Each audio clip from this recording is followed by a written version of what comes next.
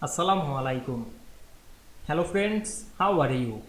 Welcome back to my another video. In this video, I am going to show you how to insert heart shape in Affinity Publisher.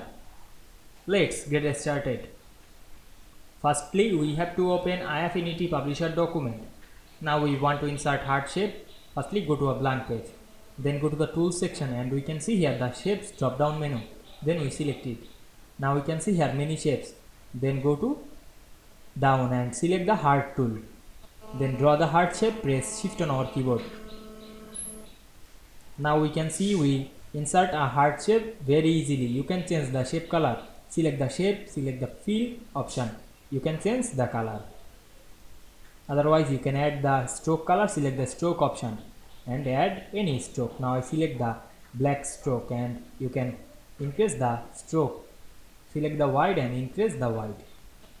Now we can see we insert heart shape to this Affinity Publisher document very easily. I hope you enjoyed the video. Please like, comment, share and subscribe my channel. Thanks for watching.